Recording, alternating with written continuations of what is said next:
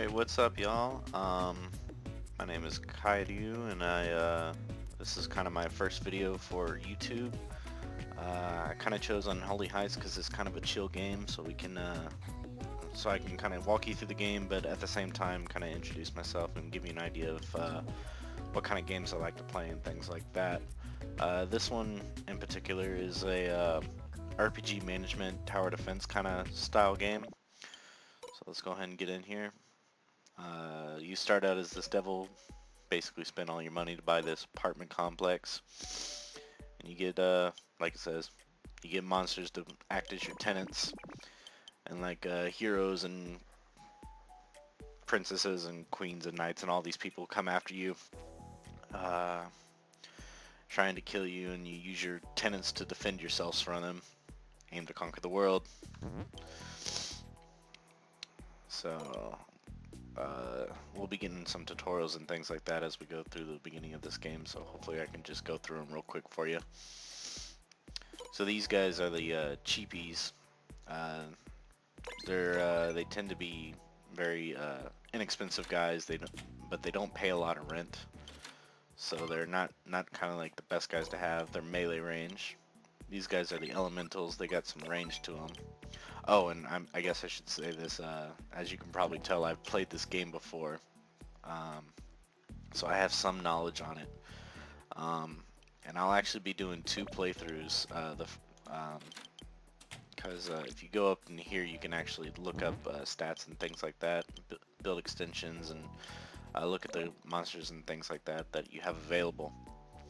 And one of the things about this game is that each monster actually has their own kind of political stance and things like that. How you make them happy and how you make them sad is dependent on the person or the race. So the cheapies, their impression for you increases based on the satisfaction of the residents. So they're pretty, as long as everyone in your apartment's happy, they're happy. It's the same for the undead, though they increase for victorious battles. So as long as you keep winning and don't lose, they're going to be happy with you anyways. But for these four, it gets a little complicated in that the elementals hate the abyssals, and the abyssals hate the elementals, and the demi-humans hate the demons, and the demons hate the demi-humans. So you can't really have these two, or I guess these two teamed up with these two. So what you have to do is you kind of have to defend or decide which side you're going to kind of lean towards in the beginning. You either kind of stick with the elementals and demi-humans, or go with the abyssals and the demons. The chimera are just based on the satisfaction of the residents, so they can go either way.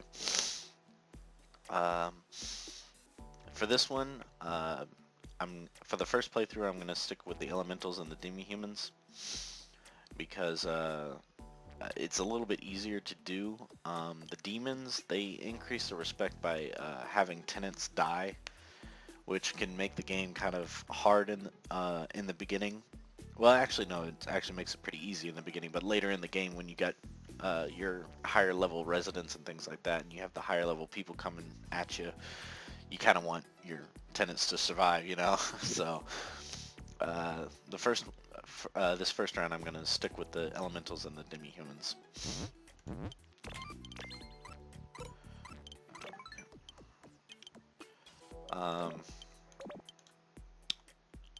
So I guess you can notice that with this little icon you can move around your tenants and kind of set up a kind of like defense strategy and how your tenants kind of work, because the water elementals, as you can tell, are magic damage. Or I guess I can give you a run through for this.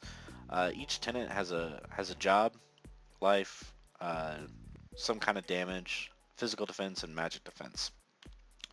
So for water elementals, they have magic damage. This guy's apparently an amateur boxer. How that works, I have no idea. For the skeletons, it's melee damage, physical defense, magic defense. So these guys do some pretty good damage and have really good physical defense, but the magic kind of kills them off very quickly. And lifeguard, no irony in that.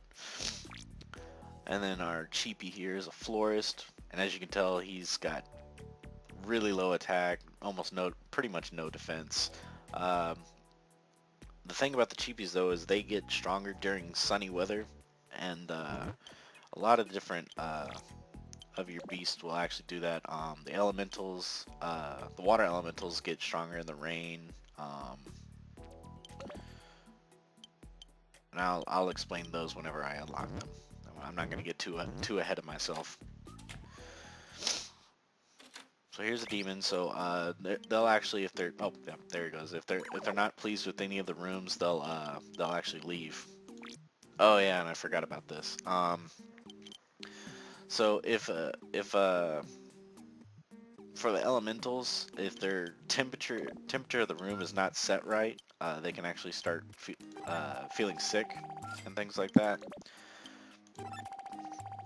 Oh, I forgot why are you feeling sick? I hope he'll tell me soon why he's feeling sick. Can I get you? Oh, no. Let's see here.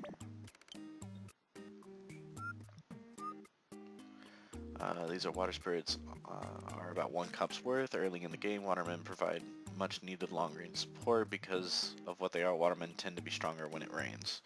Oh yeah, and this also gives you a breakdown on their kind of base stats. So like, or their stats based on the other creatures. So the watermen are life E, walk speed D, attack speed D, attack D, physical defense, and magic E, magic defense E. So, alright, I don't know why you're sick. And down here, you can of course, speed up your tenants increase. Press this. Oh, okay. Now, all right. Now it's prompting me to do a quest. Now, since this is the first quest, it's gonna force me to do it. Anyway, that's actually how you pick up quests, and then you can see up there in the status that how many rounds you're gonna get per round. Like how many guys are, how many waves. There we go. That's the word I'm looking for. Waves are gonna be coming after you.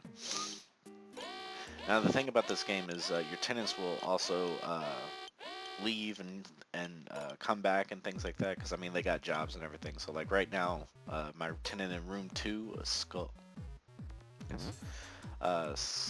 Skulna, is out playing outside, so she's not available to defend me from this little unskilled villager. So what you have to do is, alright, knock on the doors. This will bring those guys out, and because he's feeling sick, he won't come out this round. And you can make your guys retreat by clicking on them again, and that's actually going to be pretty important as the game moves on, because sometimes if you knock on the doors in the wrong order or something like that, your tenants will come out and not the way that you want them to, and wind up getting themselves killed, and it causes a lot of problems. I don't know why you're feeling sick.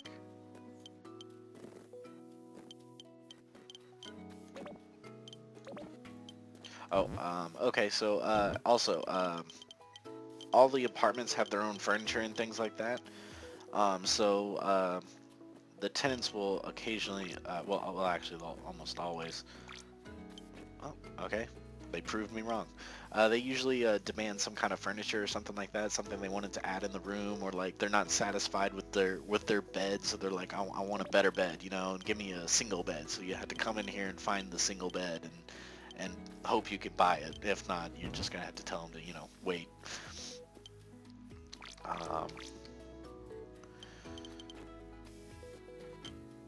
So what I was gonna do is you also have this these kind of miscellaneous items, and down here we have consumables. Let's see here. Do I have anything for sickness?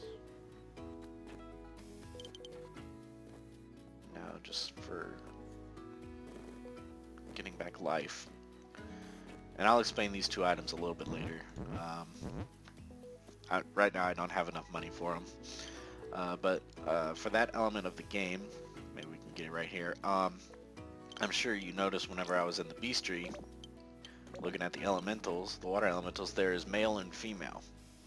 So throughout the course of the game, your tenants can actually find lovers and things like that, and eventually through some vigorous physical activities, produce a child. And that actually helps you in the long run, because what it does is it increases the amount of defenses you have. So like normally when you click this door, one person will come out. But if you have three guys pop out, you know, they defend it a lot longer. There we go. So that's kind of what you just saw there, was kind of my strategy in the very beginning, is I kind of stack up melee guys right here, and I try to trap the individual guys in between the doors so that they're getting melee attacked on both sides with the long range support from the other. Now usually I have 2 long range and 2 melee, but since my cheapie is pretty much worthless right now, his little 3 attack, no defense, I'm gonna keep up the keep the 2 undead. Now the other thing, as the game progresses, the different races will develop opinions about you. So like right now, everyone's suspicious of me. They have kind of a neutral opinion. Oh, the undead aren't interested in the devil. So apparently I've increased them a little bit. Um, uh, Probably because I've defeated 2 waves, so I'm sitting pretty good with the undead right now. Oh, so boom, right there. So tenant 103, who is that? Grin Glitter found a lover who's unemployed.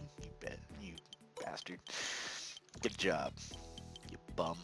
Oh my God, they're both unemployed. How are they paying rent? Oh, okay. Speaking of rent, okay. So as you can kind of tell, you can adjust the rent, and how high the rent is will reflect in how they talk about the room. So like right now, Grin Glitter is not she's not happy, but she's not mad about the rent. So like if I crank it up, she'll talk that it's decent, meh, rent is too high,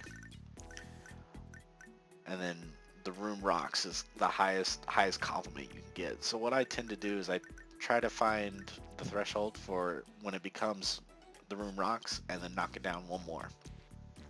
Because what'll happen is through the course of the game, people can get promotions, lose their jobs, things like that. Ah, there we go. Our first demand. Our cheapie wants a CD player. And you do that. Now the cool thing about this is the more things you add in the apartment, the more rent you can charge them, because they have more amenities. Oh, there we go. Knock it down 1 more. Okay, so like I was saying, over the course of the game, they can lose their jobs, gain a job, and you kind of have to keep track of that. So you can adjust their rent. So if they lose their job, you want to lower the rent because they no longer have the financial backing to pay the high rent that they were paying before. Okay. There we go, my high payer right there, the amateur boxer. Go win some rounds. All right. Let's. All right, I got a pretty good base. Let's go ahead and do the first mission. Monster of the Village. 3 rounds. So, I guess can I do this? Okay, good. All right, so there are different kind of quests you can take. the red bars are the main quest line, whereas the tan ones are just kind of like side quests. You can find the info and the level of difficulty over there on the right, as well as your reward that you get at the end of the round. So like this one, there are rumors that monsters living in your apartments. Curious villagers are coming to investigate. So you can kind of get an idea of what kind of bad guys are going to be coming, uh, or what kind of heroes or whoever is coming to your apartment. Now, in the beginning, you're just going to be looking at Adventure 1, so you can look at the bad guys that you've seen before, and kind of look at their stats and see what kind of stats, kind of attack, and they have. So like the Blue Witches have super range magic damage, and the Villagers have melee physical attack. So, like, if a bunch of witches came, I wouldn't want to defend with my cheapie who has 0 magic defense. But at the same time, these guys don't have good magic defense either. So, at this point in time, I can't really do anything about it. Alright. Everyone's home. Alright, cool.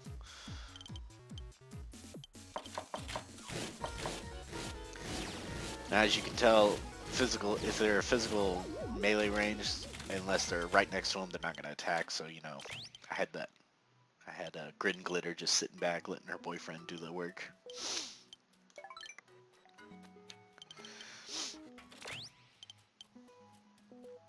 Alright, so there we go. Alright, so the unemployed guys don't have cash for rent.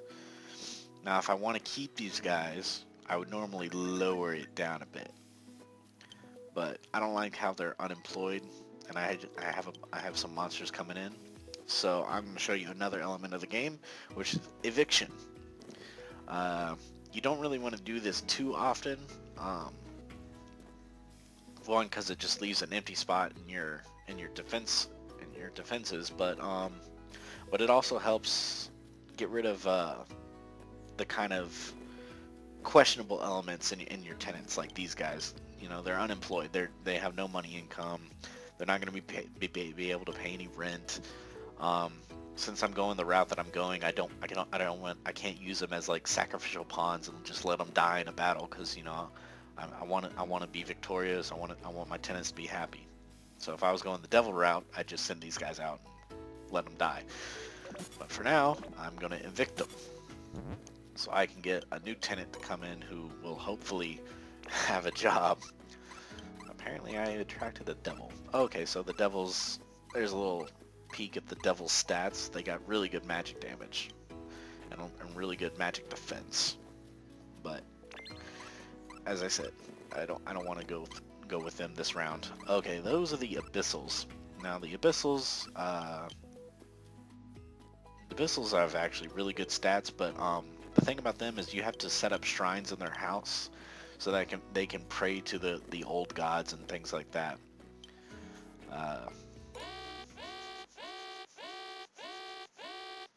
During their free time and things like that. Alright, so this is kind of what I was talking about, is the danger of evicting, and that now that I have a wave coming, and I have no third tenant, but this is the beginning of the game, so it's not that big of a deal. Oh no! Run! Get back in. There you go. So that's one of the ways you can use the retreat and the attack and things like that to kind of get them out of the game, reset the aggro, and then send them back in. Now, he re-aggroed on my cheapie because the game actually, from what I think, the AI goes towards, when it's surrounded like that, it goes towards the weakest enemy to try and finish them off. Alright, I'm going to try to attract this demi-human. If I remember correctly, they like expensive things.